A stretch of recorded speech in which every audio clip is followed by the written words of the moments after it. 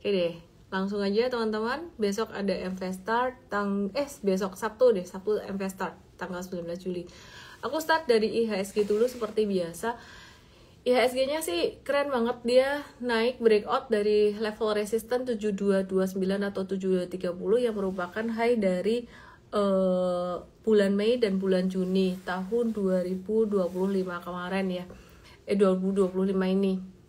Tapi yang bikin naik beda. Kalau waktu itu saham-saham 4 big banks yang bikin naik, kali ini 4 big banks-nya masih di bawah. Yang bikin naik kemarin bukan hanya saham PP, tapi sebenarnya saham-saham komoditas dari grup Bakri, dari berbagai grup ya. Dan hari ini saham mas-masan juga udah mulai rebound lagi. Terus kemudian kita lihat hari ini ada DSSA dan DCII ya. Jadi kita lihat DCII nggak kelihatan ininya. Nah, DCI Indonesia, DCII ini hari ini rally harga sahamnya per lembar sahamnya Rp223.250. Jadi secara harga sahamnya gede, kalau dia likuiditasnya kecil tapi harga sahamnya gede ya mungkin jadi itu buat market capnya jadi besar ya. Gedenya lebih ke harga sahamnya yang tinggi karena harga saham tinggi aja gitu. Nah terus jadi ini sebenarnya IHSG yang naik ini tidak mewakili keseluruhan market naik, cuman market hari ini terbilang cukup oke, meskipun bukan saham-saham penggerak bursa yang naik ya, jadi bukan saham-saham 4 big banks gitu. Ada saham dari sektor komoditas dan dari berbagai sektor yang nanti akan aku bahas juga gitu, termasuk sektor poultry. Terus dari DSSA ini juga tadi naik lumayan tinggi, udah 4 hari terakhir. Cuman kalau ngelihat pattern secara teknikal naiknya agak-agak steep atau agak-agak curam, jadi kita wait and see dulu. Oke, terus hari ini aku mau bahas sektor poultry, CPO, dan sektor lainnya pastinya. Tapi aku pengen bahas dulu seperti biasa sentimen market ya. Jadi aku mau update dulu tentang tarif Trump ini gimana kabarnya. Trump ini lagi ngebut buat ngeratain tarif dagang ke seluruh dunia, dan Trump itu bilang dia bakalan ngirim surat ke lebih dari 150 negara untuk ngasih tahu tentang barang-barang yang bakal kena tarif seperti obat-obatan, farmasi, chip komputer, tembaga ya. Jadi plus barang-barang dari negara lain yang udah dikasih surat sebelumnya. Tarif rata-rata di suratnya itu sekitaran 20-40%. Kecuali yang kena paling tinggi itu 50% berhasil. Ya, Indonesia melanjutkan negosiasi dengan Amerika usai mengamankan tarif meskipun udah nurunin tarif dari 32 ke 19. Terendah sekawasan ASEAN, tapi wah ini negonya juga nggak tanggung-tanggung ya. Tarifnya Amerika ke Indonesia itu di-nolin. Jadi mungkin apakah apakah harga iPhone nanti lebih murah ya, kita nggak tahu ya, kita lihat aja ya. Terus terendah sekawasan ASEAN, dan Pak Prabowo mengaku belum puas dengan hasil negosiasi dengan Trump karena tidak mencapai 0%, maunya 0%. Kok kayaknya susah ya. Yang namanya aja posisi tawar atau bargaining power-nya tuh di atas Indonesia banget gitu ya. Oke, terus kemudian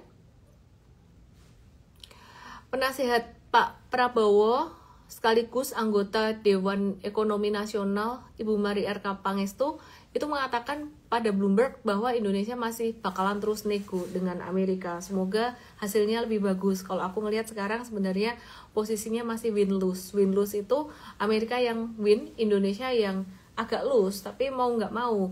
Aku banyak membaca di komen-komen di Instagram atau di portal sosial media ya. Itu banyak yang bilang wah pemerintah nggak bisa nih nego atau gimana, nggak mampu nyalain pemerintah yang sekarang. Aku netral. Aku ngelihat memang posisinya kalah bersaing, meskipun sebetulnya mungkin masih bisa sedikit dimaksimalkan lagi karena Indonesia itu sangat kaya sekali dengan sumber daya alam ya, terutama nikel gitu. nikel, tembaga gitu ya. Tapi ini udah cukup bagus lah gitu. Dimana ini terbaik se-ASEAN tarifnya Indonesia. Terus kemudian ekspor dan impor Amerika gimana? Nah, nilai ekspor Indonesia ke Amerika Januari sampai Maret 2025 tuh mencapai sekitaran 15% dari total ekspor. Aku kemarin udah sempat bahas, kalau nggak salah 15%-an ya. Aku coba buka dulu catatan aku yang kemarin ya. Ya, kalau ke Eropa itu kayaknya cuman sekitaran 6%-an aja. Aku cek dulu. Let me check.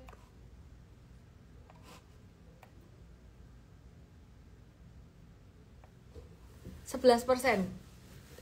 Jadi ekspor Indonesia ke Amerika itu sekitar 11%-an, 11,36% dari total ekspor. Sedangkan kalau ekspor ke Eropa itu sekitaran 7%-an gitu.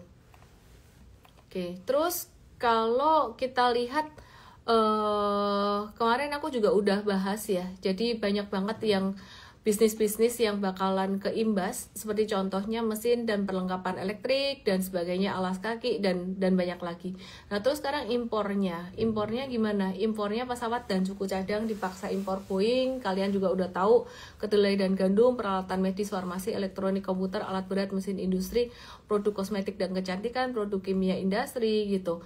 Nah, impactnya apa sih? Banyak yang khawatir kalau ini tuh bikin petani di Indonesia atau produk dari dalam negeri itu jadi kalah bersaing dengan produk dari Amerika gitu.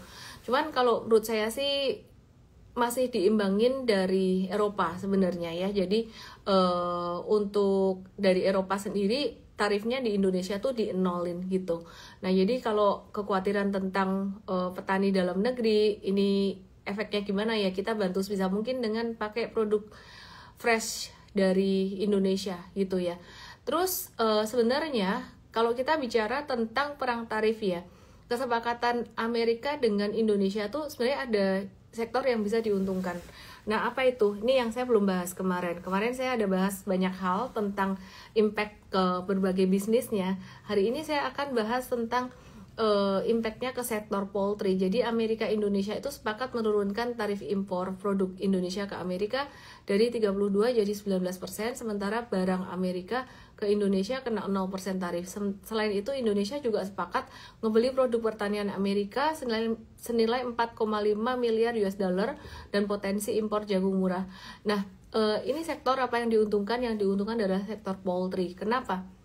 Karena harga jagung lokal bisa 158 kali harga jagung lokal ini saat ini 158 kali lebih mahal dari jagung Amerika. Jadi kalau Amerika ngirim jagung ke Indonesia, potensi bisa menekan harga jagung dan itu bisa menjaga stabilitas cadangan jagung untuk kebutuhan dalam negeri. Untuk sektor poultry ini sangat diuntungkan. Kenapa? Karena impor jagung murah ini bisa menurunkan biaya bahan baku yang jadi beban terbesar sektor poultry seperti Cepin, Java, dan Maine. Maka dari itu ya nggak heran sektor poultry hari ini dan beberapa hari kemarin itu juga udah mulai ngegas dan M-Trade udah masuk untuk sektor poultry beberapa hari kemarin. Cuman sebenarnya di sini pros and cons ya. Aku sendiri ngelihat ya kasihan petani jagung Indonesia.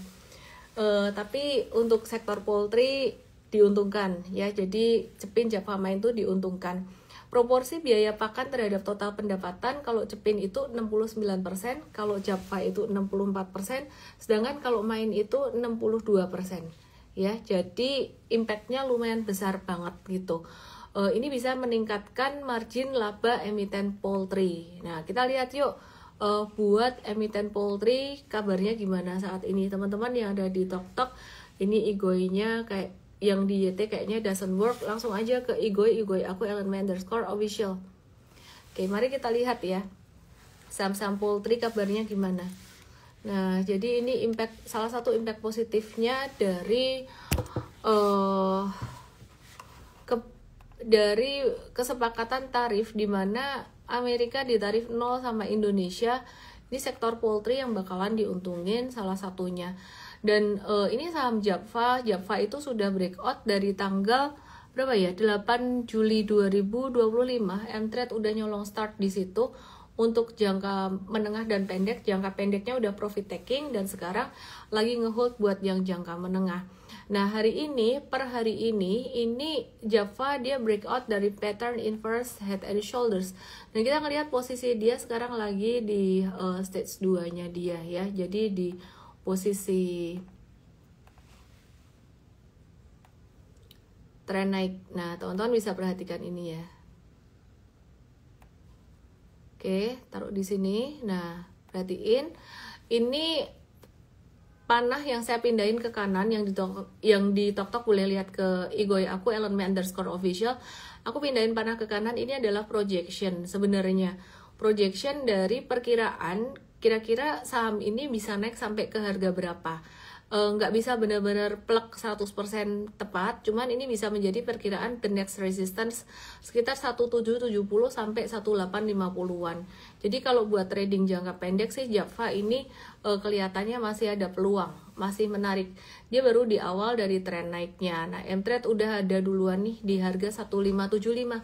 Ya, jadi teman-teman kalau misalkan mau belajar dengan M-Trade langsung ke mtrade.id, mtrade.id, atau kalau mau belajar dulu gratis langsung ke EMTRADE-START M-Trade Start. Itu webinar 2 jam buat pemula gratis. Nah, kalau hari Sabtu ini investasi jangka panjang M-Start gitu ya. Jadi teman-teman yang mau belajar investasi jangka panjang langsung ke EMVESTART. Oke, terus kemudian kita lanjutkan berikutnya untuk sektor CPO. Nah, impactnya apa sih dari Eropa sekarang? Kelupaan Cepin sama Main, kelupaan loh.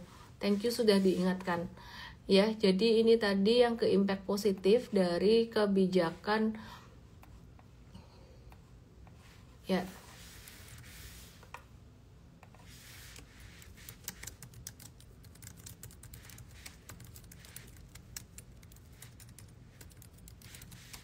Oke. Jadi Cepin hari ini breakout sideways, cakep banget, breakout dari sideways level 4940 atau 4970-an ya. Dia berpotensi menuju ke level 5275 dalam jangka pendeknya ya. Jadi 5275. Nah, jadi perhatiin di sini 5275. Nah, what to do buat teman-teman yang belum punya sih, kalau mau wait and see dulu nggak apa-apa, atau kalau mau nitip sendal dulu juga oke. Tapi pasti siapin stop lossnya kalau bisa di bawah 4770. Jadi di bawah 4770 ini sebenarnya udah rawan trennya jadi melambat lagi. Nah, kalau Cepin sama Java trennya bagusan mana? Sebenarnya duluan Cepin yang jadi uptrend, tapi entah kenapa dia sideways dulu gitu, sidewaysnya lama. Nah, Java ini dia jadi uptrendnya belakangan ya. Dia jadi ketika Cepin udah uptrend duluan, si Java tuh masih downtrend, tapi kemudian ketika si Java uptrend mulai breakout dari downtrend ya, ini jadi uptrendnya tuh cepat, kayak cuman beberapa hari aja, karena momentumnya sebenarnya pas, timingnya pas. Kenapa timingnya pas? Ya kebetulan pas dapat sentimen positif dari perang tarif itu tadi gitu. Nah, teman-teman yang ada di TokTok langsung aja ke igoi aku @ellenme_official untuk bisa melihat chartsnya.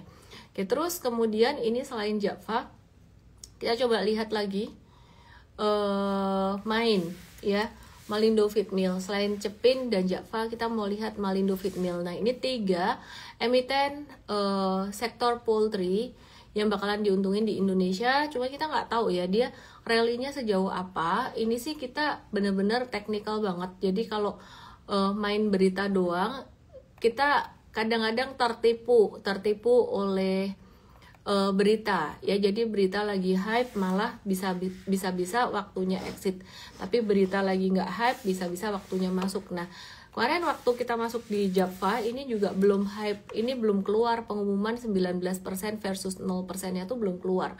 Jadi pas tanggal 8 Juli M-Trade masuk ke JPFA itu kita nggak pakai berita sebenarnya gitu ya.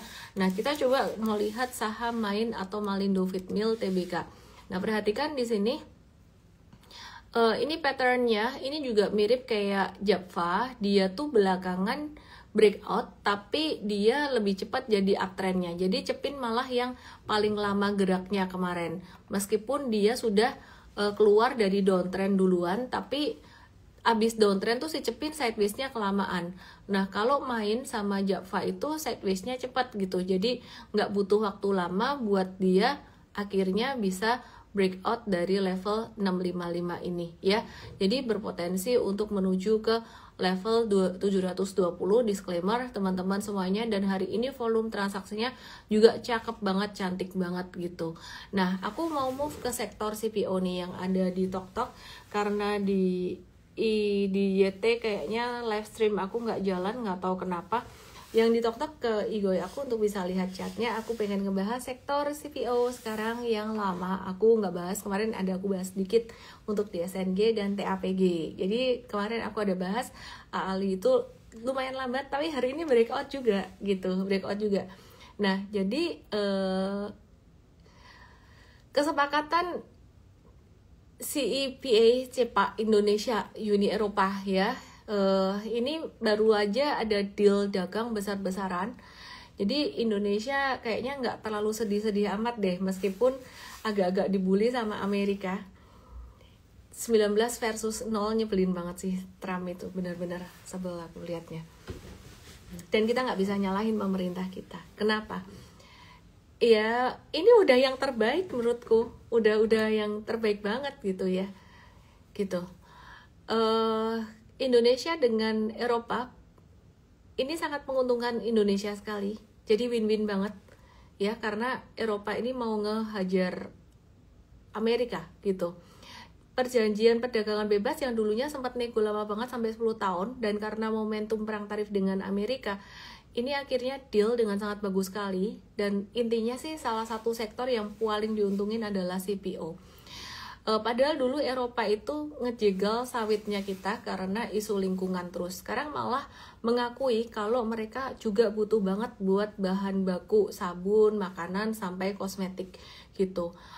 Eropa tuh memang ngasih syarat, tapi belum ada detailnya. Katanya sih mereka mau ekspor pertanian lebih gampang masuk ke Indo gitu.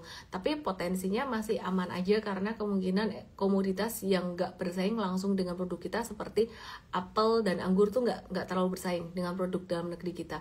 Intinya nanti ekspor sawit ke Eropa itu bisa lebih gampang, tarifnya bisa lebih turun bahkan sampai 0%.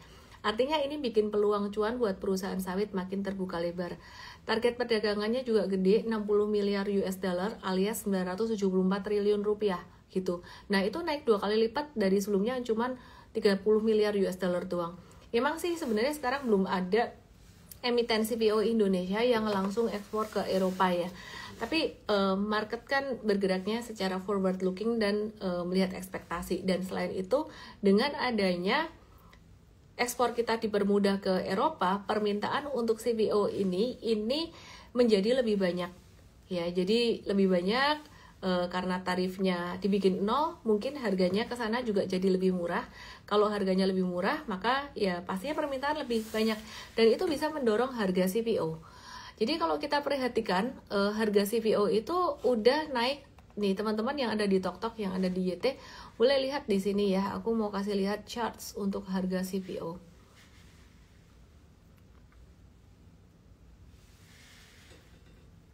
Oke. Ya, lihat di sini. Nah, ini pergerakan harga CPO. Ya, ini pergerakan harga CPO itu udah mulai naik dari bulan Mei kemarin, terendahnya bulan Mei, dan sekarang udah mulai naik ya. Nah jadi intinya harga saham CPO baru ngerespon sekarang. Nah kalau kemarin-kemarin harga komoditas emas naik meroket, terus harga sahamnya baru nyusul, CPO juga gitu. Sekarang harga saham-saham CPO baru mulai menyusul. Cuman Entret udah ngeduluin masuk ke DSNG dan TAPG duluan yang second liner gitu. Oke, terus kita mau lihat beberapa saham CPO, AALI, kita mau lihat secara fundamentalnya gimana, lalu kita lihat teknikalnya ya. AALI atau Astra Agro Lestari ini saham CPO yang gerakannya biasanya paling lambat, paling lelet banget gitu. Dia yang blue chipnya ya, jadi di CPO blue chip bukan berarti gerakan langsung cepat ya. Banyak orang yang salah kaprah, beli saham blue chip, blue chip geraknya lambat loh. Iya, tak kasih tahu, beli saham blue chip itu memang geraknya lambat. Karena blue chip biasa size-nya gede, market cap-nya gede, liquid juga gitu. Baru belakangan beberapa tahun ini aja saham-saham yang market cap-nya gede, likuiditasnya kecil. Jadinya malah gampang naik turun kayak saham gorengan gitu loh. Dan sekarang banyak saham gorengan yang market cap-nya gede. Tapi maksud aku ya kalau kalian cuan dari situ merasa diuntungkan ya nggak masalah gitu loh. Ya trading saham itu yang penting judulnya untung, nggak harus semuanya kayak semua harus blue chip, enggak. Aku pakai metode super trader ini, aku banyak dapat saham-saham second liner. Jadi yang mungkin kalau kalian nanya fundamentalnya bagus nggak, ya nggak bagus gitu loh, tapi kenyataannya dia gerak, dia naik gitu. Nanti kita bahas lagi. Itu dari tahun 2017, bahkan waktu itu 2017 dikiranya ya nggak usah sensor, terlalu banyak ngomong nanti. Hanya untuk member Mtrade aja cerita banyaknya, dan juga untuk apa namanya, untuk yang ikut workshop super trader. Ya ini aku mau bahas saham AALI. Tapi seru banget waktu itu tahun 2017 ya. Kita tuh bener-bener bener-bener pakai metode super trader doang. Oke, kuartal 1 2025 fokus. AALI mengalami pertumbuhan laba bersih itu 20,17%, jadi 277,03 miliar. Pendapatan bersih AALI ini tercatat 7,02 triliun, naik 46,33% secara tahunan dari 4,79 triliun pada kuartal 1 2024. Nah, pendapatan terbanyaknya pastinya dari segmen minyak sawit mentah ya, dan turunannya gitu. Nah, seiringnya dengan kenaikan pendapatan ini, beban pokok pendapatan juga naik sekitaran 6,08 triliun. Tapi kalau kita ngelihat intinya AALI ini salah satu perusahaan pengekspor sawit dengan ada kesepakatan IEU SEPA tadi dengan Eropa, Uni Eropa, dan juga tarif ekspor Indonesia ke Amerika yang turun sebesar 19%. Sebenarnya naik sih dari 10 ke 19. Bukan turun dari 32 ke 19 ya. Ini berpotensi bisa menaikkan permintaan sawit, terutama dari Eropa itu tadi di pasar global. Nah, ini tuh juga bisa ngedongkrak harga sawit dunia yang akan berdampak positif buat AALI dan pastinya untuk saham CPO lainnya. Mari kita lihat technicalnya atau chartnya gimana. Yang ada di TokTok langsung aja ke IG aku, @ellenmay_official. Nah, kalau kalian ngelihat saham AALI, aku udah bilang ini tuh yang paling slow melo. Jadi kalian jangan harap dia tuh kayak ngegasnya tuh kayak TAPG, DSNG atau SIMP. Itu saham-saham sawit lainnya. Cuman yang paling menarik banget per hari ini ya, si AALI ini dia tuh breakout dari level 6075 ya. Dia breakout dari level 6075 gitu loh.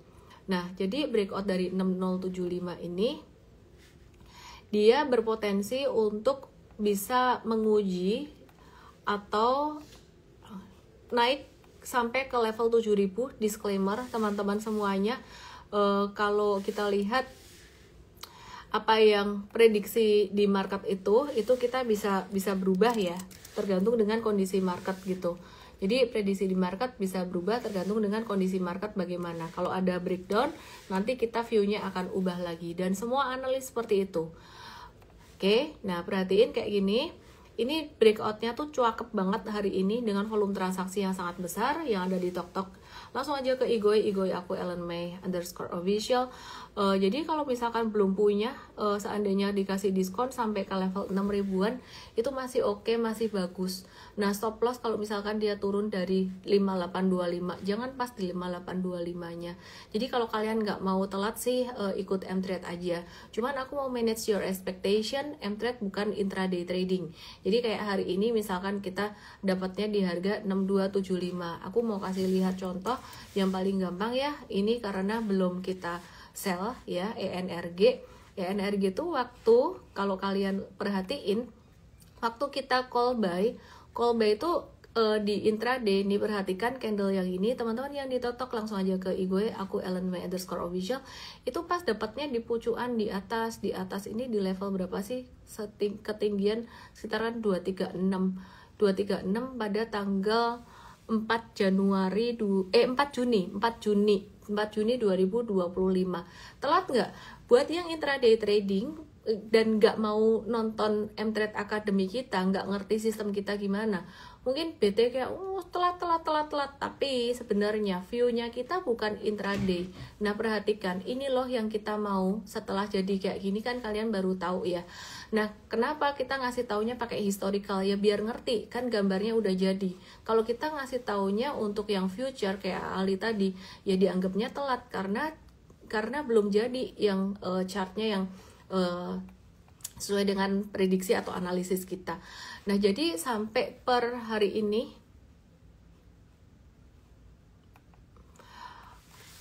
ya teman-teman bisa perhatikan di sini sebentar ya. Mungkin ada yang bilang kalau investing kok cuannya lambat loh. Lah investing beda lagi teman-teman. Investing itu yang dilihat ya, mungkin salah satunya dividennya. Investing tuh long term, kita mainnya long run, bener-bener long run. Bener-bener harus kuat banget di mindset investingnya tuh kayak menanam pohon, harus kuat banget. Oke, sebentar aku mau kasih lihat ini.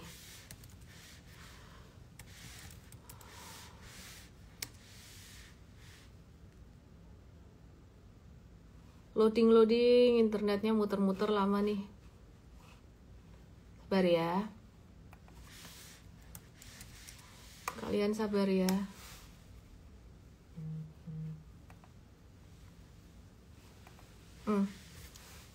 Congrats M-Traders, ENRG masuk 3 digit, udah 100% cuan per hari ini, 91 sampai 100% cuan.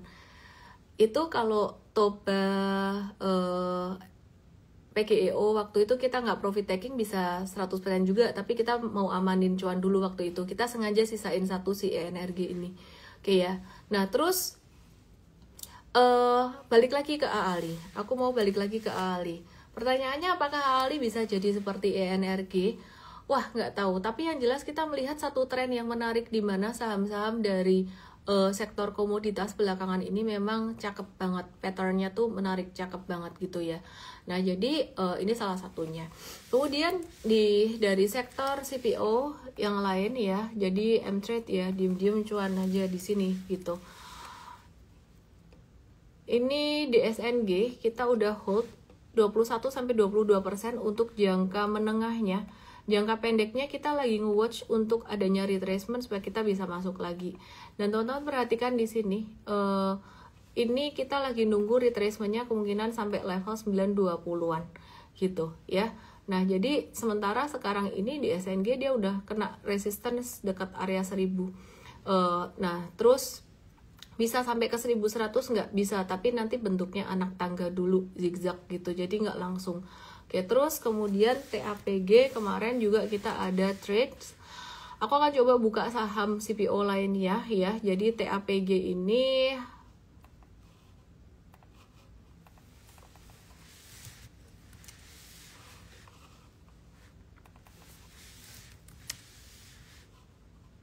oke. TAPG ya, ini udah cuan 30-34%. Ini pantas banget dijadiin watchlist lagi. Watchlist kapan? Watchlistnya kalau pas dia ada turun atau kena retracement. Jadi M-Trade masuknya di bawah sini, di 985 lo. Kalau sekarang kelihatan di bawah. Hari itu mungkin kalau yang fokusnya jangka pendek banget, apalagi yang nggak mau nonton M-Trade Academy, member baru misalnya, bisa marah-marah tuh. Kenapa? Gimana sih dapatnya misalnya, tapi nggak ada kejadiannya, nggak ada waktu itu, nggak ada kejadian kayak gini. Aku mengarang indah aja, dapat di 985 gitu ya, abis itu turun di 960 loh ya, bagus tuh dapat best price-nya gitu loh. Tapi sebenarnya bukan itu yang kita lihat. Yang kita lihat sebenarnya potensi ini gitu, yang bisa terjadi bisa tidak terjadi, maka dari itu kita ada stop loss-nya, kira-kira seperti itu. Kemudian kita mau lihat saham CPO yang lainnya. Ada saham LSIP yang ini sih saya sebenarnya gregetan. Kenapa? Gregetan karena dia naik terus, tapi naiknya pelan-pelan.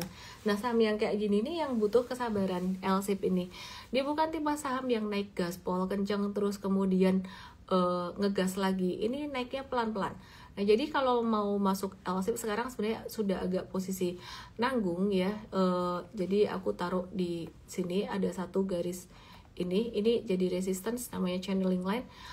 Best price-nya LSIP di sekitaran level 1275 sampai 1250-an gitu. Cuman kalau M-Trade udah ada di SNG dan TAPY, ini kayaknya nggak tertarik sih LSIP kayak gini patternnya. Terus kita mau ke SIMP yuk untuk saham sektor CPO yang lain ya. Jadi kita lihat ke saham CPO yang lain. Nah, ini SIMP ini cakep juga gitu.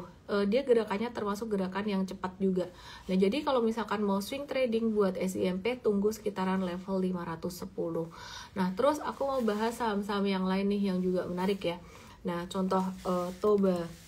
Toba ini dia menarik karena ada transformasi bisnis dari penambang batu bara menjadi penyedia energi baru terbarukan gitu. Nah, jadi Toba ini dia menyelesaikan akuisisi Sembcorp Environment menjadi salah satu strategi Toba buat ngurangin exposure buat bisnis batu baranya dia. Dan akuisisi tersebut bisa menjadikan TBS itu jadi perusahaan manajemen limbah terbesar di Singapura dan Asia Tenggara gitu ya, dengan energi dia mengolah sampah kira-kira kayak gitu atau limbah.